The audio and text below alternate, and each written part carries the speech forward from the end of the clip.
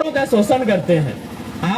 आप देखिए, भले आप व्यवसायी हैं, लेकिन आपका व्यवसाय चले, किसी कोई गांव से कोई किसान आता है जो बड़ी मुश्किल से दिन भर में 200-300 रुपए कमाता है। अगर कोई वीडियो, अगर उससे किसी काम के बदले घूस मांगेगा और मैं वहां अगर एग्रेशन दिखाता हूं, तो क्या यह गलत है? आप ही बताइए। मेरा 2-3 पिछले 4-5 महीने में मेरा एक रूप आपके सामने आया है, जिसको लेकर शायद आप संशय में है, तो मैं आपको बताना चाहूंगा वो घटना बाघमारा की है। ये संदेश मेरा विशेषकर इसरी बाजार के जितने भी हमारे अभिभावक तुल्य व्यापारी व्यवसायी वर्ग है उनके लिए है। बाघमारा की वो घटना दरअसल ये है कि वहां 133 वर्कर काम करते हैं। मान के चलिए, आप कोई भी, आपके अंडर भी बहुत सारे वर्कर्स है जो काम करते हैं, तो उनको पेमेंट कौन करता है? आप करते हैं। मान के चलिए अग्रवाल जी की दुकान है, कपड़े की दुकान है, वहां सुनील अनिल नाम के 2 लड़के काम करते हैं, तो उनको पेमेंट कौन करेंगे? अग्रवाल जी करेंगे। लेकिन बाघमारा की घटना यह है कि वहां 133 वर्कर काम करते हैं। किसके अंडर काम करते हैं? संजय उद्योग और खेमटा 2 एजेंसी है, और बीसीसीएल उसके माने बीसीसीएल के अधीन 2 एजेंसी काम कर रही है। और आपको जान के आश्चर्य होगा, उनको ना संजय खेमटा पेमेंट कर रही है, ना बीसीसीएल पेमेंट कर रहे हैं, उनको सांसद पेमेंट कर रहे हैं। सारा पैसा सांसद को जाता है और सांसद 30,000 लेते हैं, उनको 8,000 रुपया पेमेंट करते हैं। बताइए गलत है कि नहीं है? तो इसीलिए फिर कहूंगा, वोट आपका विषय है, देना या नहीं देना अलग विषय है, लेकिन मेरे बारे में जो नकारात्मक धारणा आपके मन में लोग डाल रहे हैं, ये बहुत दुर्भाग्य है। मैं एक ऐसा लड़का हूं, आज हजारों लोगों की मैं उम्मीद बन के आया हूं। आज मैं हजारों लोगों की उम्मीद बन के आया हूं। हाँ, थोड़ा सा एग्रेशन है, लेकिन वो केवल और केवल भ्रष्ट पदाधिकारियों के लिए है। चाहे वो बीडीओ रहे, सीओ रहे या डीसी रहे, कोई रहे, जो करप्ट करता है, जो झारखंड को लूटता है, उनके लिए हमारे व्यवहार है। बाकी अगर मेरे नाम से मेरे कार्यकर्ता भी अगर कुछ गलत करते हैं, आप उनका नाम चिन्हित करके बताइएगा, अगले दिन उनको अपने संगठन से हम डिसमिस करने का काम करेंगे, ये आपको वचन देते हैं। हाँ, मैं एक छोटी सी घटना यहाँ घटी थी, और आज मैं आपको एक ताजा घटना सुना रहा हूं। आज रांची से बेरमो और डुमरी के लिए विशेष टीम आई है।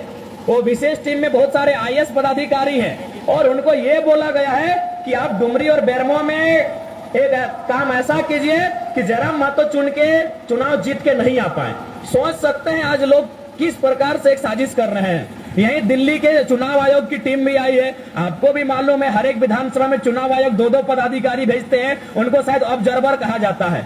वे लोग बैठ के बात क्या कर रहे थे मालूम है? कि झारखंड नहीं, पूरे इंडिया की हिस्ट्री में हम एक ऐसा चुनाव देख रहे हैं जहां नेशनल पार्टी, स्टेट लेवल की पार्टी जो 20 साल से सरकार में रही है, वो एक 29 साल के लड़के के पीछे हाथ धो के पड़ी है। तो आप अगर आशीर्वाद नहीं देंगे तो ये लड़का, आखिर मुझसे डर उनको क्यों है? सवाल यह भी है कि मुझसे उन आईएएस आईपीएस को डर क्यों है, उन सरकारों को डर क्यों है? ना, डर इसलिए कि अगर हम वहां जाएंगे तो हम वहां कोयले की बात करेंगे, बालू पत्थर की बात करेंगे, रोजगार की बात करेंगे, किसान की बात करेंगे, व्यवसाय की बात करेंगे। हम वहां जाएंगे तो हर झारखंड के मुद्दे को बहुत तार्किक ढंग से उठाएंगे। इसीलिए आज वो भयभीत है कि कुछ भी हो जाए, ये लड़का नहीं आना चाहिए। मैं आपको एक लोकसभा की घटना सुनाऊंगा, नाम लेके सुना देता हूं। चंद्रप्रकाश चौधरी और मथुरा महतो, आपको मालूम है मैं तीसरा प्रत्याशी था, वो 2 थे। इंडिया से मथुरा महतो, एनडीए से चंद्रप्रकाश चौधरी। वो निरसा में बैठ के एक दिन मीटिंग कर रहे थे। क्या मीटिंग कर रहे थे मालूम है? कि बोले कुछ हो जाए, जयराम अगर जीत के आएगा तो तुम्हारा बेटा और मेरा बेटा का कैरियर खा जाएगा।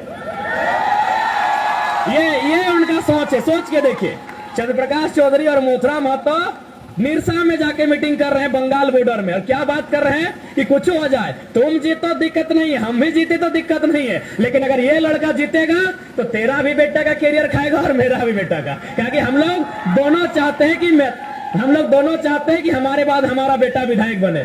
तो एक बार इस लड़के को आप साथ दीजिए, ये बदलाव के लिए आया है। हमसे भयभीत होने की आवश्यकता उनको है जो झारखंड की कोयला को लूट रहे हैं, जो झारखंड के बालू को लूट रहे हैं, जो जंगलों को, खनिजों को लूट रहे हैं, जो ईमानदारी पूर्वक, निष्ठा पूर्वक काम करने वाले लोग। आप निश्चिंत रहिए, हम आपके बीच भी गार्जियन बन के नहीं, आपका बेटा आपका रक्षक बन के खड़ा रहेंगे।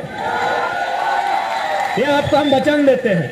अरे आप तो संपन्न लोग हैं। मैं बरकट्ठा की एक घटना सुना रहा हूँ। वहाँ एक बुजुर्ग आदमी, सरकारी रिटायर्ड टीचर, वो सरकारी टीचर, ऐसा नहीं कि वो कोई आम व्यक्ति, एक सरकारी टीचर है। वो बरकट्ठा गए थे सीओ से अपना साइन करने के लिए। तो सीओ ने उनको 3 दिन घुमाया तो चौथा दिन उस बुजुर्ग व्यक्ति ने कहा कि जयराम महतो ठीक बोलता है, घूस मांगने वाला वीडियो सीओ को उठा के टेबल में, क्योंकि आचार संहिता है। बूढ़े ने कहा, एक बुजुर्ग आदमी 70 साल उम्र पार हो चुकी है, उस बूढ़े ने कहा कि जयराम महतो ठीक बोलता है, घूस मांगने वाला वीडियो सीओ को उठा के टेबल में, विश्वास कीजिए जो काम 3 दिन से नहीं हुआ था, सीओ ने खुद उनको बुलाया, बोला बाबा जयराम महतो तो जवान लड़का है, ऐसा भाषण देता है तो चलेगा, बूढ़ा आदमी कहे ऐसा बोले हम साइन कर देते हैं। अब आप बताइए क्या वो व्यवहार मेरा गलत है? ठीक है, हम मानते हैं, हम कभी नहीं हम एग्रेशन के लिए जाने जाते, लेकिन मेरा एग्रेशन जनता के लिए है, मेरा एग्रेशन गरीब शोषित वंचित लोगों के लिए है। इसलिए हम आपसे विनती करेंगे, विशेषकर जो व्यवसायी वर्ग हैं, व्यापारी वर्ग हैं, बिल्कुल आप मन में किसी प्रकार की नकारात्मक भ्रांति को उत्पन्न ना होने दें। मैं एक बेटा बन के सबकी सेवा करने के लाया हूं। आपसे निवेदन है, एक परिवर्तन को सपोर्ट करें। आपने वोट किया है, 20 वर्षों से झारखंड जब से अलग हुआ है, आपने किसी न किसी को वोट किया है। आपसे निवेदन होगा इस बार परिवर्तन के लिए वोट करें। आज देखिए बहुत सारे पत्रकार आते हैं तो क्या कहते हैं कि डुमरी फलाना पार्टी की परंपरागत सीट है, टुंडी फलाना पार्टी की परंपरागत सीट है, बगोदर फलाना पार्टी की परंपरागत सीट है। क्योंकि व्यवसायी वर्ग आप लोग पढ़े लिखे लोग हैं, बताइए लोकतांत्रिक देश में परंपरागत सुनने में ठीक लगता है? व्यवसायी वर्ग में आपसे निवेदन करूंगा, क्या लोकतांत्रिक देश में परंपरागत सुनने में ठीक लगता है? जी नहीं, लोकतांत्रिक देश में परंपरागत नहीं, परिवर्तन सुनने में ठीक लगता है। मैं परिवर्तन के लिए आया हूं, आपका आशीर्वाद मिले तो जरूर इस राज्य में परिवर्तन होगा। और आप निश्चिंत रहें, मेरे छवि को लेकर ये जो विपक्ष दल के लोग राजनीति कर रहे हैं, आप खुद अभी 5 दिन का समय है, आप घरों से बाहर आकर फीडबैक लीजिएगा कि गलियों में गांवों में दबंगई कौन कर रहे हैं। आप एकदम फीडबैक लीजिए। हम आज गए थे उत्तराखंड, वहां भी हमारे कार्यकर्ताओं को धमकाया गया, डराया गया।